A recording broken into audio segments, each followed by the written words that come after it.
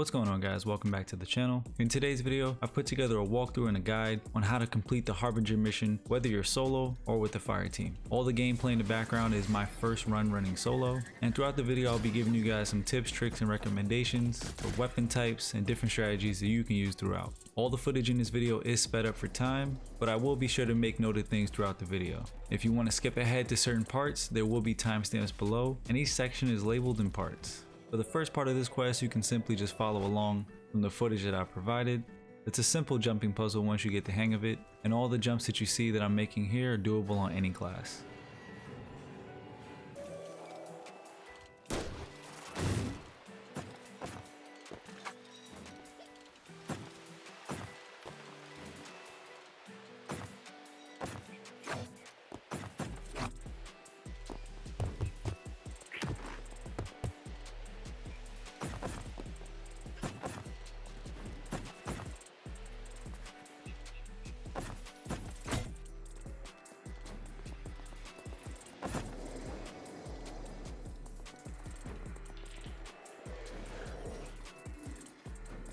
Now, once we reach inside the dam, you're going to be faced with 3 different emissaries of Savathûn. Each one of them has a different shield, being Arc, Void, and Solar. So one of the key things about this mission is your loadout is not locked, so feel free to switch up your weapons at any time that you see fit. The key throughout this mission, if you're playing it solo, is to simply just take your time. Now, all we're going to be doing throughout this section with the emissaries is simply taking out all the ads, damaging the emissaries until they run, and then finding the room with the blight on the door, which you'll then be taking out to advance forward and finish off each emissary. Each emissary will be moving around week by week, so what you see in this video will not be exactly the same depending on when you're watching this video. But the thing that will be consistent is you take out the emissaries, you find the door with the blight, you finish them off, and rinse and repeat.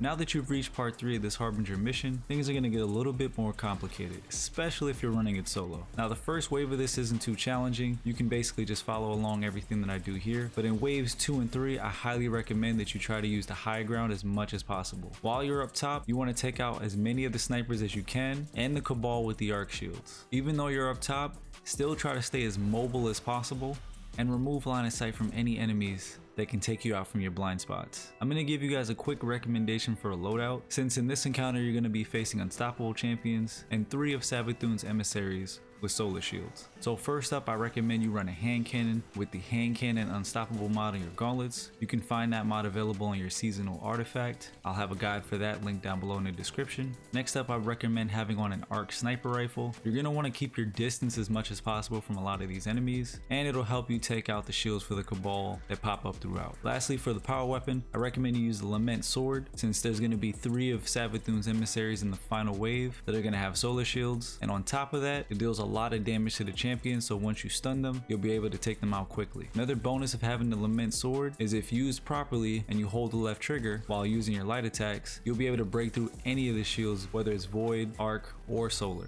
Once you hit wave 3, the strategy that I used throughout this encounter is to keep moving, use the high ground, and take out as many goblins as possible. The goblins can get annoying if you let them stack up because they'll start to shield any of the champions or emissaries once they spawn. You'll see that in wave 3, I lose the high ground and things do get a little bit chaotic, but if you end up falling, don't panic. Just keep moving, take out the goblins as often as you can, and use your surroundings for protection against any champions and emissaries. If you keep a cool head and take your time, before you know it, the third encounter will be complete.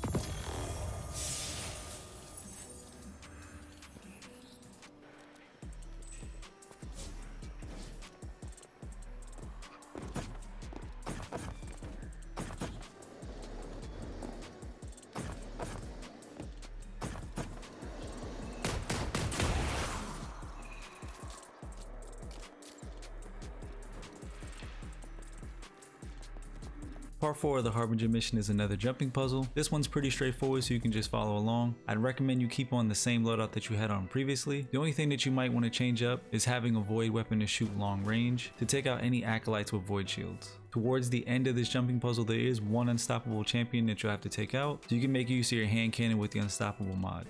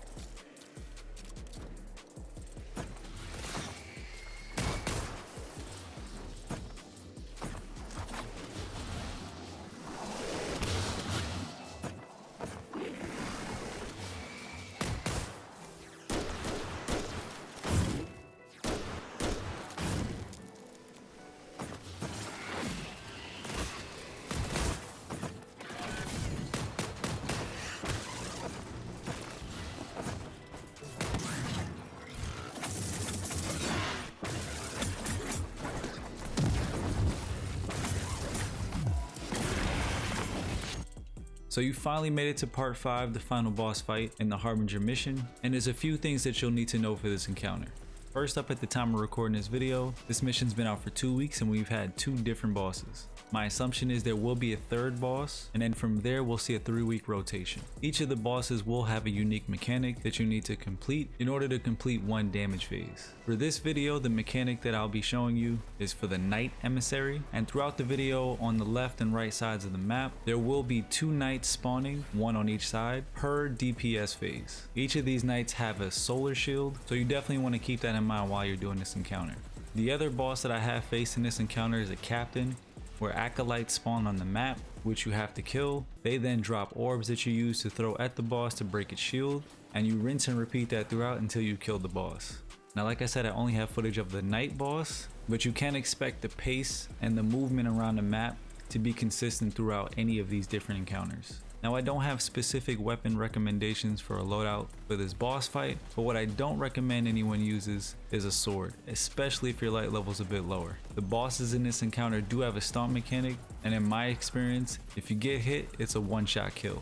Instead, what I would use, as you can see in the video, is the Izanagi's Burden or any other sniper rifle with a boss spec on it, along with the machine gun or any other ranged heavy weapons. Be aware of any enemy shields and try to compensate for them with your energy and power weapons. In terms of supers, as a hunter I use my bottom tree Night Stalker, which served me well throughout this entire mission. I would recommend that any super that deals a high amount of damage to help you break through those different DPS phases as quick as possible would be your best bet. So again, the strategy for this encounter is be aware of your surroundings, take out as many adds as possible to make sure that no one kills you from your blind side, get into your DPS phase as quick as possible without taking risks, and most of all, take your time. The part 3 encounter with the different waves of enemies and this final boss encounter can both feel chaotic with the amount of enemies moving around and firing at you at one time, but if you do take your time, continue to take out adds, move around, and complete the boss mechanics, before you know it, you'll be finished with this mission, you'll have your solo completion, and you'll earn yourself 2 random roll Hawkmoons. I really do hope that this video was helpful. If you guys enjoyed this video, please be sure to drop a like,